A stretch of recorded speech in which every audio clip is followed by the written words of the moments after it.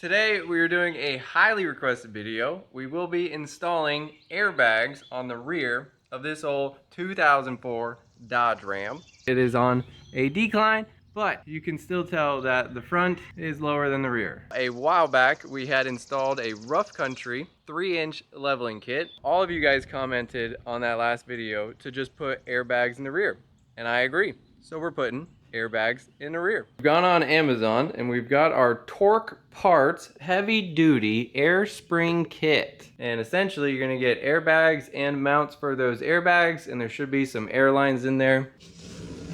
All right, look at those. Airline, hardware, that's interesting.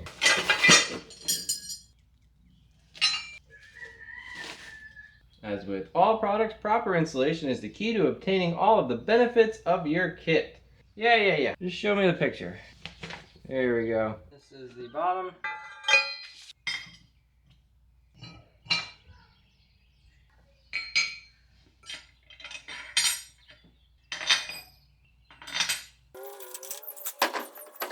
Before we start, we're gonna do something we never do.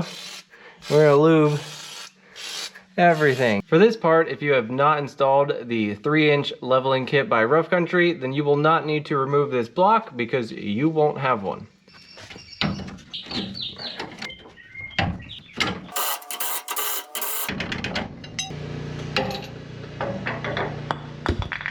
All we're doing here is going back to the stock hardware. There is a pin in the center here, so you're just going to want to make sure the hole lines up with the pin, and you'll see it all snap together in a second. And to make sure it does snap together, we're just going to put a little bit of pressure on it, just like that. So now it's making contact. We should be able to tap that into place. Don't know which way to go. That looks like it. Gap is closed. U-bolt fits. Simple as that.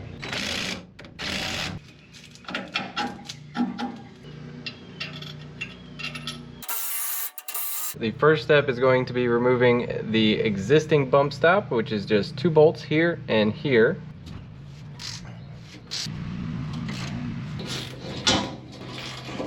This is what is going to go in place of that. This back lip here is going to go up against the frame, and these two will use the existing factory mounts. It'll fit on there just like that. And we're going to reuse the factory bolts, is what the kit says to do. Lube everything.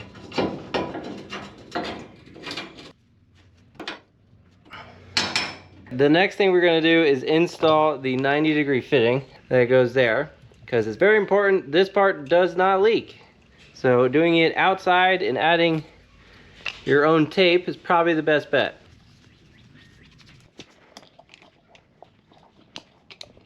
That's in there nice and tight. Hopefully it doesn't leak. Next thing is we've got this plate. So this is the main support of everything. It's just gonna go on here just like this. There's these 2 notches. If you can see the U-bolts, they're just gonna line up, go right there. It wants to sit right there, so you shouldn't have too much issue getting it lined up. But I'm gonna actually hand tight this guy in there. So you got one. In the picture of the diagram, it's going on the front one. So we're just gonna match that and see how it fits, matching the picture. The kit has just 2 of these, 1 for each side, and this is gonna go into the airbag. Just gonna get it snug for now. We'll tighten it all the way once it's in there. Next, we have this U-bolt that comes with the kit. It's kind of awkward, but it's gonna go around here like this, and it's just gonna hold it in this direction. Just like that. And then you get the nut on the back side. And I would highly suggest lubing these up before tightening them down.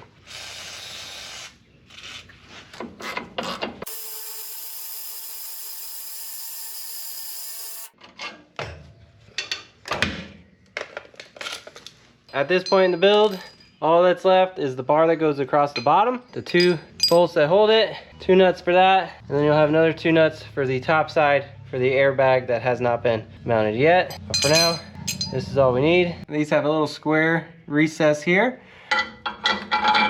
Line that up with there. One on the back, under axle portion. Simple as lining them up. And just like the other one, we're gonna lube and then ram it down there. When tightening these two, watch the top here. Try not to make this bow. Ideally, we don't have this bow too much. And then just like everything else, we go back and forth. Don't do one side too much compared to the other side, because then it'll get all out of whack.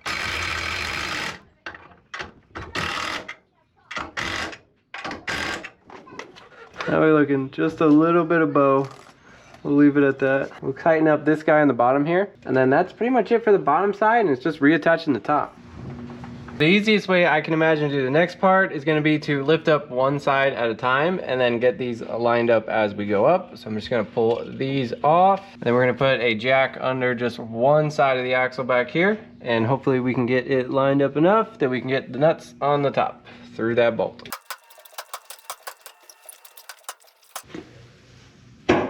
Well, that was pretty close all by itself. A little bit of lube.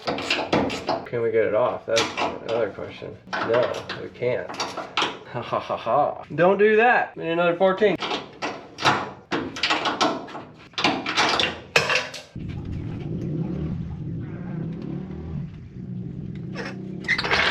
That's kind of crazy looking. And then just repeat everything on the opposite side and you'll have airbags installed.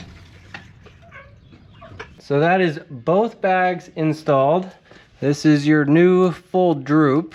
I don't know how good it is to be sitting like that, but I mean, should be okay. There's really not much to the kit, and as long as you lube all of the bolts before you install, you shouldn't have any issues. Everything went together really good. So last thing we gotta do is run the airline to the back, and hopefully we can do the trick that I'm thinking about, and it'll look pretty clean. They give us this nice bunch of air hose. Try to use less than half of it per side and see where that gets us. So the way these work is pretty simple. You just jam this in there and push. And it shouldn't want to come out once it's been pushed in. And the air pressure and everything actually holds it nice and tight there. So with that being said, we can probably turn this towards the rear to make the rest of it a little bit easier. You can route it however you like. I'm just gonna go up and over.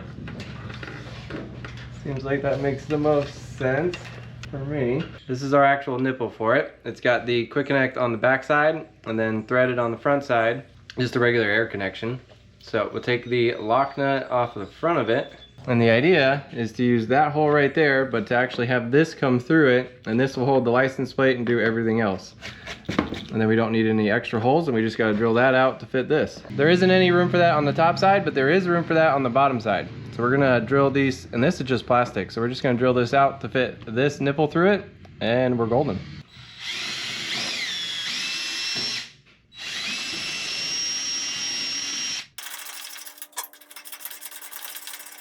Not enough length, but I've got a way around that. So our first attempt, there isn't enough, or this is too deep of a hole for our nipple to actually fit through. So we're gonna try to cut a little bit off of the backside, and then we will still use these as our hookups. None of this will be visible, so you'll have to just take my word that that's what I'm doing here.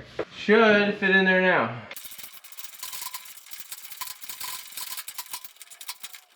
That should be enough to actually be usable now. Throw the other side in there while we're here. Open up the license plate just a hair.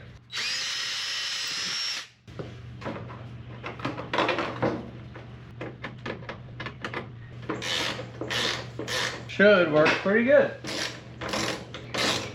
That's pretty clean. Not that you would need to hide the fact that you have airbags, but it is hidden. That's our little nipple right there. Just gonna leave some slack, but not too much, and chop it probably about right here. And this is as simple as plugging it in. And that technically should be airtight and ready to go. We'll put a couple zip ties, call it a day. There we go, not touching anything, just enough length to reach. I like it. We'll repeat that exactly on the other side, and then we'll put some air in it and see what it does.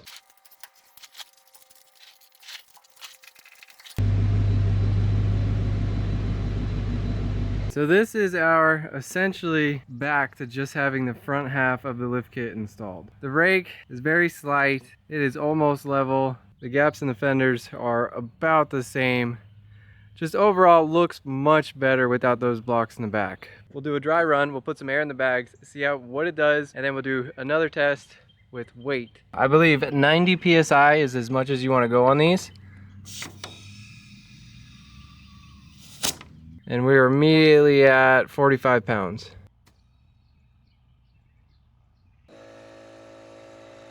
Those are the bags inflated. Nothing looks crazy. So now I'm going to release the pressure and see if it goes back to that riding height we like. Now we're back to level. And for the final test, we're going to fill the bed up with water. And that should be a decent amount of weight, and we should see what it actually does under load with airbag. Ideally, it's not sagging in the rear with an entire bed full of water this time. To start this test, we're going to go all the way up to the max, which should be about 90 pounds. And then we're just going to start filling it.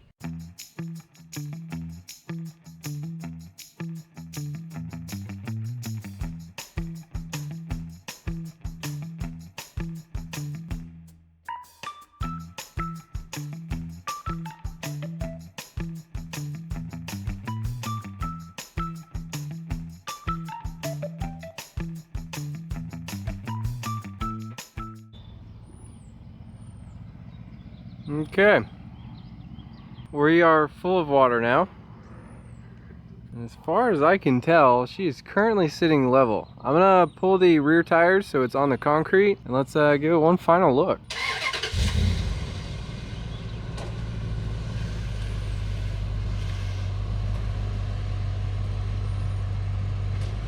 I'm gonna go ahead and say it's still level.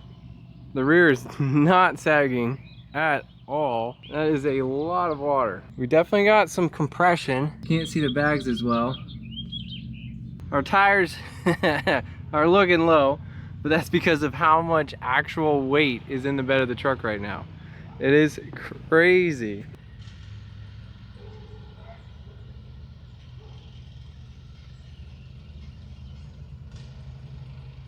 I'm gonna call that a success. Pretty happy right now. Anybody wondering if you want it to be level and still carry weight and not have to worry about the rear sagging, you're gonna do half of the lift kit. You're gonna put the front springs on that rough country, and then you're gonna put airbags in the rear, and you're gonna leave the blocks out. There's no reason for them. And then for everyday driving, we're gonna keep maybe 10 to 20 pounds in those bags, and I think that's gonna give us the comfortability during the drive without raising the rear end too much. Thank you, Dada. You're welcome.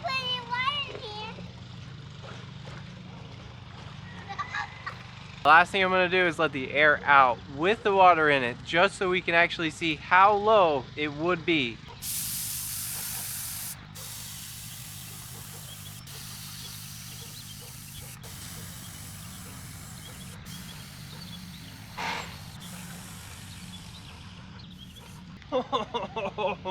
So yeah, that was doing a whole bunch. That is the sag you would expect with a bed full of water. That's crazy. So that works really well. Those bags say they're rated for about 5,000 pounds. They had another option for 7.5, I think. I'll go ahead and link those in here. At this moment, I'm gonna recommend them. And if we have any updates down the line, I'll let you know. But that's crazy. What a difference.